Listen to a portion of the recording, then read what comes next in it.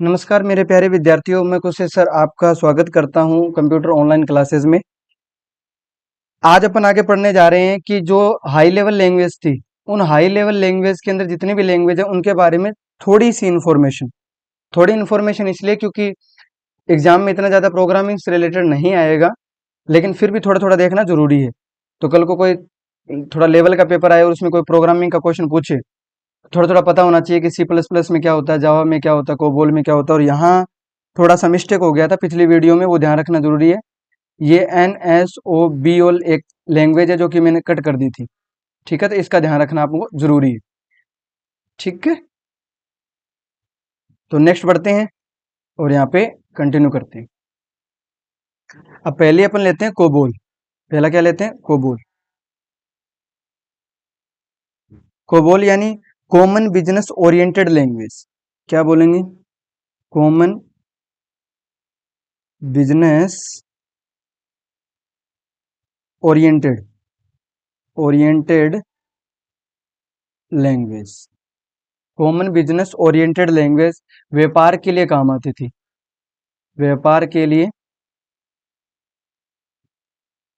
काम आती थी। किसके लिए काम आती थी? व्यापार के लिए काम आती थी। नेक्स्ट अपन देखें तो कब 1959 में कब विकास हुआ इसका? 1959 में इसका विकास हुआ। वैज्ञानिक का नाम ग्रेस हूपर।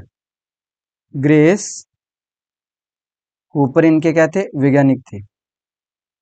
वैज्ञानिक का क्या नाम था? ग्रेस हूपर, वैज्ञानिक नाम, ठीक है। उसके बाद में अपन देखेंगे तो ये कंपाइलर, कंपाइलर के लिए यूज होती थी। इसमें क्या होता था? कंपाइलर यूज होता था ट्रांसलेटर के रूप में। उसके बाद में अपन नेक्स्ट देखते हैं दूसरी। दूसरी है फोरट्रेन। क्या है? फोरट्रेन। फुल फॉर्म क्या है? Formula translation. फुल फॉर्म क्या है? Formula translation. क्या है? Formula translation. क्या काम आती थी? गणितीय समीकरण और सूत्रों को हल करने के लिए आती थी, यानी मैथमेटिकल इक्वेशन और फॉर्मूलाज। मैथमेटिकल इक्वेशन और फॉर्मूला के अंदर आपको कैलकुलेशन करने में मदद करती थी। कैलकुलेशन, ठीक है, यानी गणितीय आंकड़ों में। वैज्ञानिक के नाम और कब? 1957 में इसका विकास हुआ। वैज्ञानिक का नाम क्या है इनका? जॉन बेकस। जॉन बेकस, ठीक है। वैज्ञानिक का नाम जॉन बेकस है। और पहली प्रोग्रामिंग भाषा, पहली प्रोग्रामिंग भाषा, प्रोग्रामिंग, पहली प्रोग्रामिंग लैंग्वेज, ठीक है। और किस जनरेशन में आई थी? Third generation. आई तो वैसे सेकंड जनरेशन में थी, लेकिन थर्ड जनरेशन में इसका यूज होना शुरू हुआ था, ठीक है। और कौन सा इसमें ट्रांसलेटर आता था? कंपाइलर। किसके लिए? कंपाइलर के लिए। तीसरी देखते हैं इसमें। तीसरा इसमें बेसिक।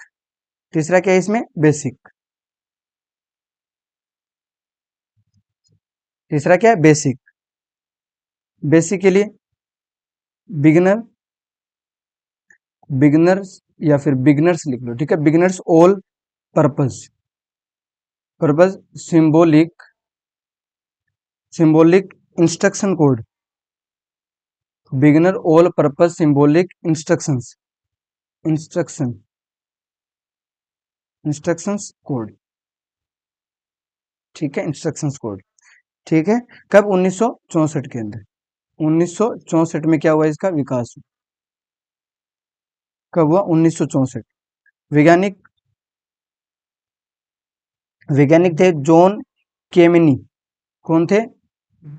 जॉन केमिनी, जॉन केमिनी और थॉमस, ठीक है। ये इनके वैज्ञानिक थे। किस जगह यूज लेते थे इनको? शिक्षण कार्यों में। शिक्षण कार्यों के लिए, शिक्षण कार्यों के लिए यूज लेते थे। किन के लिए यूज लेते थे? शिक्षण कार्यों के लिए इनका यूज लेते थे। 4 नंबर, 4 नंबर है लिप्स। लिस्प है, लिस्प, लिस्प। पिछली वीडियो में भी ये मिस इसका प्रोनाउंस हो गया था, ठीक है। और यहां भी देखो उसका प्रोनाउंसिएशन फुल फॉर्म क्या है? लिस्ट प्रोसेस या फिर लिस्ट प्रोसेसिंग भी कह सकते हो आप। कब? 1958 में। 1958 में। 1958 में जॉन मकार्थी। कब? जॉन मकार्थी। कौन? जॉन मकार्थी, जो कि एआई के फादर माने जाते हैं। ठीक है, जॉन मकार्थी एआई के फादर माने जाते हैं। एआई यानी artificial intelligence. Artificial intelligence. Artificial intelligence. ठीक है, आर्टिफिशियल इंटेलिजेंस के एरिया में या क्षेत्रों में कह सकते हैं, क्षेत्रों में इसका यूज लेते थे। लिस्ट का, लिस्ट प्रोसेसिंग। ठीक है, और इनके अंदर दोनों ही होते थे, कंपाइलर भी और इंटरप्रेटर दोनों ही। इंटरप्रेटर दोनों ही, कंपाइलर और इंटरप्रेटर दोनों। ठीक है, उसके बाद में कौन सी आई थी? नेक्स्ट देखते हैं, 5 नंबर। वो आई थी एलगोल। एलगोल यानी एल्गोरिथम। एल्गोरिदम या एल्गोरिथम कह सो। ठीक है, लैंग्वेज। कब? 1958। 1958 के अंदर कहाँ काम आते थे? वैज्ञानिक क्षेत्रों में, वैज्ञानिक उपयोग के लिए। किन के लिए? वैज्ञानिक उपयोग के लिए। और क्या यूज होता था? कंपाइलर। अब कंपाइलर क्या होता है, इंटरप्रेटर क्या होता है, असेंबलर क्या होता है, ये पिछली वीडियो में बहुत ही अच्छे से बता दिया था। तो किसी ने नहीं देखी है तो जाके देख लो। ठीक है, उसके बाद है पास्कल। पास्कल, पास्कल के बारे में जानते हैं। कब? 1970 में। 1970 के अंदर क्या हुआ? विकास हुआ। कब हुआ? 1970 के अंदर विकास हुआ। ये भी किसके लिए? शिक्षण कार्यों के लिए। किसके लिए? शिक्षण कार्यों में। शिक्षण कार्यों में इसमें भी क्या यूज होता था? कंपाइलर। कंपाइलर यूज किया जाता था इसके अंदर। और इनके वैज्ञानिक निकलोस। वैज्ञानिक का नाम क्या था? निकलोस। निकलोस विरथ। निकलोस विरथ। निकलोस विरथ इनके क्या थे? वैज्ञानिक थे। ठीक है, अब नेक्स्ट देख लेते हैं, 7 नंबर। सी लैंग्वेज। सी का 1972 में। कब? सी 1972 में आई थी। कब? 1972 के अंदर। किसने? डेनिस रिची ने। Dennis Ritchie. 1972 के अंदर डेनिस रिची ने। सिस्टम प्रोग्रामिंग थी। System programming. कौन सी प्रोग्रामिंग? System programming. कहाँ यूज होती थी? कंपाइलर के अंदर। किसके अंदर यूज होती थी? कंपाइलर में। और मध्य स्तरीय लैंग्वेज थी ये। ठीक है, यानी मध्य स्तरीय लैंग्वेज। MLL। ठीक है, एक है लो लेवल लैंग्वेज, एक है MLL, और एक है हाई लेवल लैंग्वेज। ठीक है, तो सी एक इसमें कौन सी है? MLL। वैसे देखा जाए तो C++ को आप इसमें रख सकते हो, low level language, high level language में। इसके बाद में देखते हैं अपन आगे। Next, C++। C++, 1983 के अंदर। कब आई थी? 1983 के अंदर। ये भी किसके अंदर यूज होती थी? सिस्टम प्रोग्रामिंग में। सिस्टम को डिजाइन, यानी जैसे ड्राइवर वगैरह बनाने हैं तो इनका यूज लिया जाता था। ठीक है, ऑपरेटिंग सिस्टम बनाने के लिए इनका यूज लेते थे। तो सिस्टम प्रोग्रामिंग। System programming. ठीक है, और इनके वैज्ञानिक कौन है? कमेंट में बताओ। कंपाइलर ने यूज लिया जाता था, ट्रांसलेटर के रूप में कंपाइलर यूज लेते थे। और इसके अंदर एक कॉन्सेप्ट है जिसका नाम है उप्स, यानी object oriented programming. Object oriented programming. Object oriented programming. OOPS के कॉन्सेप्ट में क्या होता है? सारा का सारा काम ऑब्जेक्ट पे बेस होता है। ठीक है, चलो सेम ही कलर रख लेते हैं। नेक्स्ट देखते हैं जावा। नेक्स्ट क्या है? जावा। तो सी प्लस प्लस का वैज्ञानिक क्या है आपको बताना है। 1995 में विकास किया गया था इसका। किसमें? 1995 में इसका विकास किया गया। किसने किया था? James Gosling. James Gosling. किसने किया था? जेम्स गोसलिंग ने। इंटरनेट पे आधारित प्रोग्रामिंग क्षेत्रों में यूज होती थी, ठीक है। इंटरनेट पे, इंटरनेट, इंटरनेट पर आधारित या फिर इंटरनेट आधारित, ये सही है, ठीक है। इस जगह इंटरनेट आधारित प्रोग्रामिंग, प्रोग्रामिंग के क्षेत्रों में,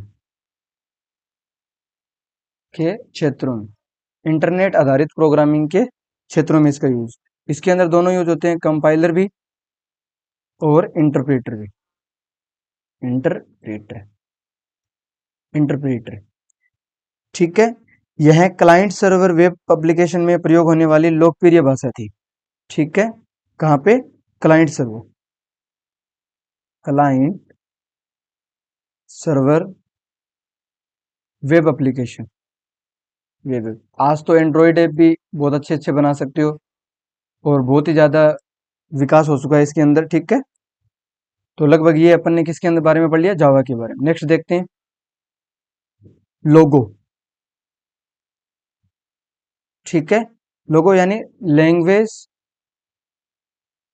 language of graphics, language of graphics oriented, ये इसकी क्या है? Full form, language of graphic oriented, ठीक है। शिक्षा के क्षेत्र में यूज होता था इसका, शिक्षा के क्षेत्र में, शिक्षा के क्षेत्र में यूज होता था इसका। कब? 1967 के अंदर क्या हुआ था? इसका विकास हुआ था, ठीक है। नेक्स्ट देखते हैं, प्रोलोग, ठीक है। प्रोलोग के बारे में, अब प्रोलोग थी वो एआई के अंदर यूज होती थी, ये लिंक किसमें होती थी? एआई, एआई यानी आर्टिफिशियल इंटेलिजेंस, आर्टिफिशियल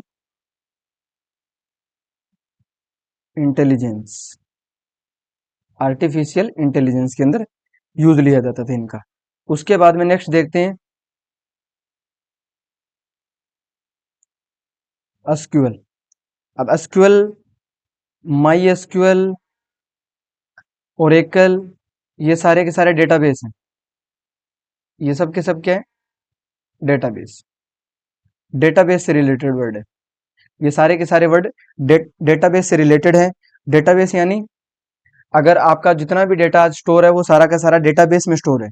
तो ये दो प्रकार के होते हैं, डीबीएमएस, ठीक है, database management system, data base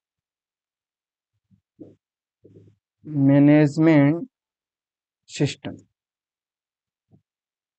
database management system.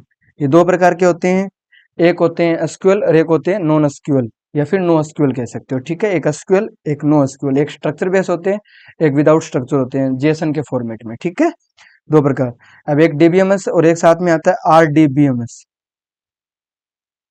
RDBMS मतलब relational database, relational, relational, relational database, database management system, database management system, database management system, ठीक है। और कहाँ यूज होता है ये? एक जो वेबसाइट बनती है उस वेबसाइट के दो पार्ट यूज होते हैं, एक होता है फ्रंट पार्ट, एक होता है बैक पार्ट, ठीक है। तो बैक एंड में यूज होती है। कहाँ होती है? बैक एंड में। कहाँ यूज होती है? बैक एंड के अंदर यूज होती है, ठीक है। बैक एंड में यूज होने वाली एक प्रोग्रामिंग लैंग्वेज। एसक्यूएल की फुल फॉर्म क्या है? Structured query language. एसक्यूएल की फुल फॉर्म क्या है? स्ट्रक्चर्ड क्वेरी लैंग्वेज, क्वेरी पे चलती है। नेक्स्ट देखते हैं, चलो ये मैं बता देता हूं आपको, स्ट्रक्चर्ड क्वेरी लैंग्वेज, ठीक है। फुल फॉर्म कल को आ जाएगी।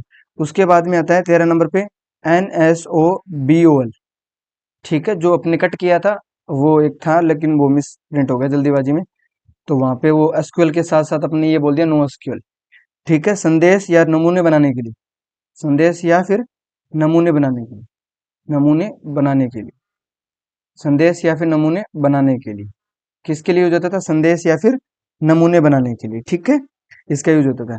उसके बाद में PILAT, ये आता था एजुकेशन सिस्टम में, एजुकेशन सिस्टम, एजुकेशन सिस्टम के अंदर यूज होता था।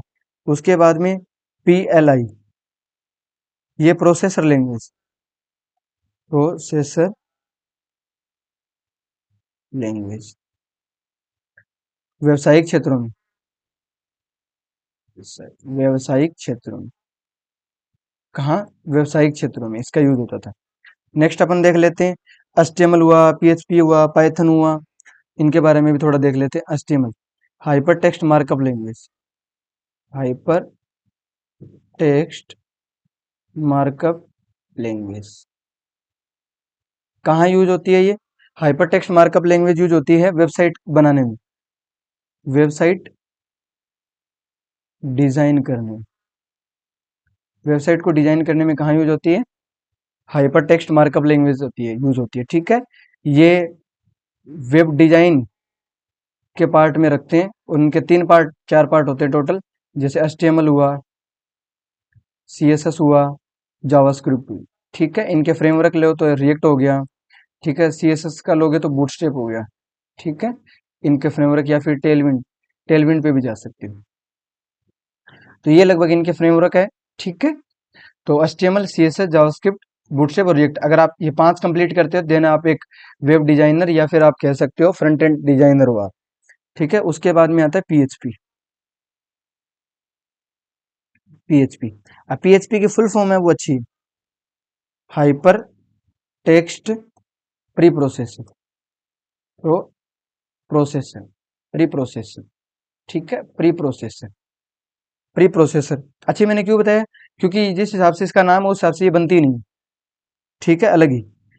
जिस नाम से नाम है उसका नाम है ये personal, personal home page, home page, personal home page. अब ये पर्सनल होम पेज पहले, अब ये फुल फॉर्म लगभग यूज होती है कौन सी? हाइपर टेक्स्ट प्री प्रोसेसर, यानी दो इनकी फुल फॉर्म है, ये आपको ध्यान रखना, दोनों एक साथ नहीं आएगी। क्या यूज आती है? ये भी वेबसाइट के पेज बनाने में यूज आती है। कहाँ आ जाती है? वेबसाइट के अंदर पेज बनाने, वेब पेज बनाने में, या वेबसाइट के पेज बनाने के लिए बैकएंड में यूज लेते हैं। कहाँ यूज लेते हैं? बैकएंड, फ्रंट एंड में नहीं, बैकएंड में यूज लेते हैं। फ्रंट एंड के लिए HTML, CSS, जावास्क्रिप्ट, और उसके बाद में आता है पाइथन। पाइथन एक बैकएंड लैंग्वेज,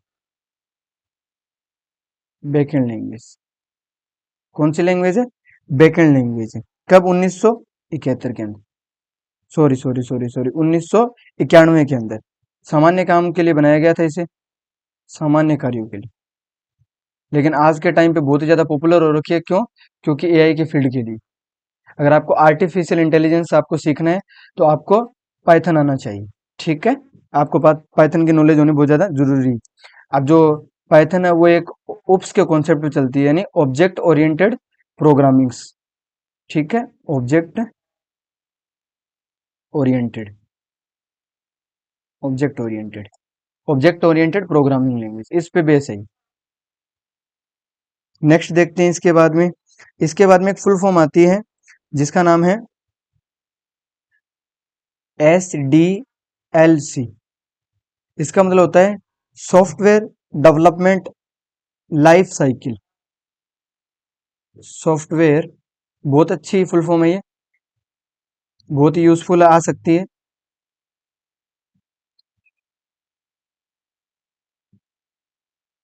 लाइफ साइकिल, ठीक है। फ्लो चार्ट क्या होता है? एक वर्ड यूज होता है फ्लो चार्ट, फ्लो चार्ट क्या होता है? वैसे तो सारी लैंग्वेज अपने कवर कर दिया पाइथन तक, ठीक है। अब फ्लो चार्ट क्या होता है? अब ये डायग्राम होता है जिसकी हेल्प से आप प्रॉब्लम का सॉल्यूशन करते हो, ठीक है। डायग्राम, डायग्राम के द्वारा प्रॉब्लम का सॉल्यूशन करना, प्रोग्राम का सॉल्यूशन या फिर सॉल्व करना, प्रोग्राम को क्या करना? सॉल्व करना, सॉल्यूशन, ठीक है, सॉल्यूशन करना। तो फ्लो चार्ट की हेल्प से अपन का क्या करते हैं? सॉल्यूशन करते हैं। उसके बाद में कुछ नए वर्ड्स के बारे में देख लेते हैं। सारे के सारे लैंग्वेज के बारे में तो अपन ने देख लिया। एक आता लिंकर। लिंकर क्या होता है? लिंकर क्या होता है? अब लिंकर सामान्य फाइल को आपस में जोड़ने के लिए, किनको? सामान्य फाइल को, सामान्य फाइलों को आपस में जोड़ने के लिए, आपस में जोड़ने के लिए, सामान्य फाइलों को आपस में जोड़ने के लिए लिंकर का यूज किया जाता है। ठीक है, सभी फाइलों को मिला के एग्जीक्यूटेबल फाइल बना देता है जो रन होगी। ठीक है, सभी फाइल को मिलाकर एग्जीक्यूटेबल फाइल बना देते हैं। ठीक है, रन होने वाली फाइल फाइल बना देते हैं। उसके बाद में अगर आपको जानना है तो एक आता है वर्ड लोडर। लोड करने के काम आता है रैम के अंदर। ठीक है, तो ये एक सिस्टम सॉफ्टवेयर पे है, सिस्टम सॉफ्टवेयर। ठीक है, किसमें? सिस्टम सॉफ्टवेयर में। तो जो भी लिंक की गई फाइल है वो जरूरत पड़ने पे रैम में लोड करने के लिए, किसमें? रैम में, रैम में लोड करने के लिए, लोड करने के लिए कब? जितनी भी फाइलें आपने क्या की थी, लिंकर से लिंक की थी ना, लिंक की हुई फाइलें, लिंक की हुई फाइलें को कहाँ लोड करने? रैम में लोड करने के लिए किसका यूज लेते थे? लोडर का यूज लेते हैं। ठीक है, प्रोग्राम को एचडीडी से रैम में भेजती है। कहाँ से भेजती है? एचडीडी या फिर एसडीडी से कहाँ भेजती है? रैम के अंदर। एचडीडी से एसडीडी, एचडीडी या फिर एसडीडी यानी हार्ड डिस्क ड्राइव या सॉलिड डिस्क ड्राइव से कहाँ भेजती है? रैम के अंदर। कहाँ भेजती है? रैम के अंदर। तो किसका यूज होता है? लोडर का यूज होता है। नेक्स्ट अपन देख लेते हैं एक बहुत ही अच्छा नया पॉइंट जिसका नाम है device drive. Device driver. Device driver क्या होते हैं? ठीक है, इसको जानते हैं क्या होता है। जैसे किसी भी हार्डवेयर डिवाइस, जैसे मान लो आपके पास प्रिंटर है या फिर आपके पास कीबोर्ड है या आपके पास कोई माउस है। आपको अच्छे से एग्जांपल से समझना, यानी आपके पास कोई ना कोई हार्डवेयर डिवाइस है। हार्डवेयर क्या? आपके पास डिवाइस है। अब ये हार्डवेयर डिवाइस कभी भी कंप्यूटर के साथ डायरेक्ट कनेक्ट नहीं हो सकता। इसको चलाने के लिए किसी न किसी सॉफ्टवेयर की जरूरत पड़ेगी। ठीक है, जैसे मान लो कीबोर्ड है। अब कीबोर्ड को चलाने के लिए अपने को किसी सॉफ्टवेयर की जरूरत पड़ेगी। हाँ, आज के टाइम पे इतने अच्छा विंडो का अपडेट आ रखा है या इतने अच्छे अच्छे विंडो आ रखे हैं जिसकी हेल्प से आपको कोई भी ड्राइवर इंस्टॉल करने की जरूरत नहीं पड़ती है। लेकिन पहले के टाइम पे क्या होता है? इंस्टॉल करना पड़ता है। जैसे मेरे पास अभी पेन टैब है, तो पेन टैब में जो एक्सपी में लाया था तो मेरे को उसका ड्राइवर इंस्टॉल करना पड़ा था। उसकी हेल्प से मैं इसे चलाया था। तो ड्राइवर आते हैं जिसे मैंने हार्डवेयर जो भी डिवाइस है उसको चलाने के लिए एक सॉफ्टवेयर की जरूरत पड़ती है। उसे क्या क्या बोलते हैं? डिवाइस ड्राइवर कहते हैं। ठीक है, जो सॉफ्टवेयर रहता है ना उसी को बोलते हैं। ठीक है, डिवाइस ड्राइवर। इससे होता है क्या है? इससे जो आपका फिजिकल डिवाइस था यानी जो हार्डवेयर डिवाइस था, अब वो कंप्यूटर के साथ कनेक्ट हो सकता है उस सॉफ्टवेयर की हेल्प से। ठीक है, वे सॉफ्टवेयर जो डिवाइस तथा यूजर के मध्य इंटरफेस का कार्य करते हैं। क्या कह सकते हैं? वे सॉफ्टवेयर, वे सॉफ्टवेयर, वे सॉफ्टवेयर जो डिवाइस तथा यूजर के मध्य इंटरफेस, इंटरफेस का कार्य करते हैं। ठीक है, इंटरफेस का कार्य करते हैं। बट एग्जैक्ट आप यूजर नहीं कह सकते। आप कहोगे ऐसा कि आपके पास जो भी डिवाइस है उसका सॉफ्टवेयर के साथ। ठीक है, तो बट यूजर को चलाने में इसमें हेल्प मिलती है, तब यहाँ पे लिखा है डिवाइस और यूजर के बीच में इंटरफेस। ठीक है, एक ऐसा सॉफ्टवेयर जो किसी डिवाइस के ऑपरेशन को समझता है, किसी भी डिवाइस के ऑपरेशन को समझता है। यह ऑपरेटिंग सिस्टम के कमांड को कंप्यूटर के विभिन्न भागों के लिए उनकी भाषा में क्या कर देता है? उसको कन्वर्ट कर देता है। ठीक है, कोई भी डिवाइस को अच्छे से चलाने के लिए, चाहे वो प्रिंटर हो, चाहे वो माउस हो, चाहे कीबोर्ड हो, उसके साथ एक ड्राइवर आपको मिलेगा या फिर ड्राइवर प्रोग्राम जुड़ा रहता है। ठीक है, डिवाइस ड्राइवर कमांड का एक ऐसा समूह होता है जो हमारे कंप्यूटर का परिचय उससे जुड़ने वाले हार्डवेयर से करवाते हैं। ये लगभग मैंने 4-5 प्रकार से आपको बता दिया अलग अलग डिवाइस ड्राइवर क्या होता है। सिंपल भाषा में आप कहना चाहो तो ऐसे हार्डवेयर डिवाइस जिसको चलाने के लिए एक किसी न किसी सॉफ्टवेयर की जरूरत पड़ती है उसे बोलते हैं डिवाइस ड्राइवर। आप ये लिख सकते हो, ये बहुत अच्छी अच्छी डेफिनेशन है, ठीक है। उसके बाद में एक वर्ड आता है जिसका नाम है plug and play. Plug and play, and play इसका मतलब होता है जितने भी यूएसबी वाले चीजें जैसे कीबोर्ड हुआ या माउस हुआ, कीबोर्ड हुआ या माउस हुआ, अब इनमें क्या होता है कोई डिवाइस ड्राइवर की नीड नहीं होती है, कनेक्ट किया चलाओ। वे डिवाइस चलाने के लिए सॉफ्टवेयर की जरूरत नहीं पड़ती है, इनके लिए कोई भी अपने को सॉफ्टवेयर की जरूरत नहीं, सॉफ्टवेयर सॉफ्टवेयर की जरूरत नहीं, नहीं, ठीक है। कीबोर्ड हुआ माउस हुआ, ठीक है, ये अपने प्लग एंड प्ले डिवाइस है। अब एप्लीकेशन सॉफ्टवेयर क्या होता है, अब यहाँ अपन देखे जाए तो इस पॉइंट पे अपने सॉफ्टवेयर जब शुरू किया था तो उसके 3 पार्ट बताए थे।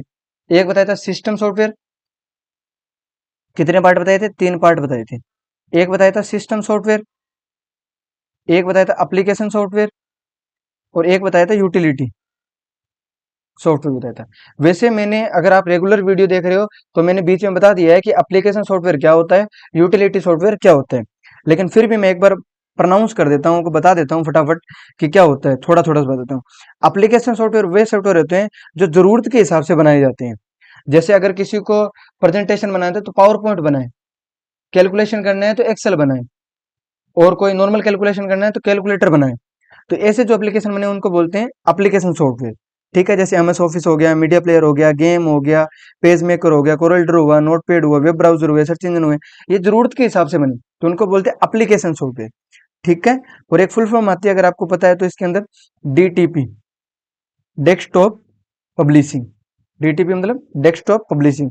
और एक आता है यूटिलिटी सॉफ्टवेयर जो रख रखाव को के काम आता है। ऐसा मान लो क्या कह सकते हैं, सॉफ्टवेयर कंप्यूटर की देख रेख करने के लिए, किसके लिए, देख रेख के लिए। वो कौन सा होता है, यूटिलिटी, देख रेख के लिए जो कंप्यूटर यूज होते हैं, सॉफ्टवेयर यूज होते हैं, वो क्या है, यूटिलिटी सॉफ्टवेयर। जैसे एंटीवायरस हुआ, कंट्रोल पैनल हुआ, डिस्क क्लीनअप हुआ, बैकअप हुआ, रिकवरी सॉफ्टवेयर, ये सारे के सारे क्या है, यूटिलिटी सॉफ्टवेयर है। तो यहाँ लगभग अपना पूरा का पूरा क्या खत्म होता है, सॉफ्टवेयर का एंड होता है। तो अब अपन नेक्स्ट देखते हैं कौन सा शुरू करते हैं, आप कमेंट में बताइए, वही अपन नेक्स्ट अपलोड कर देंगे। तो मिलते हैं नेक्स्ट वीडियो में, तब तक के लिए टेक केयर एंड बाय।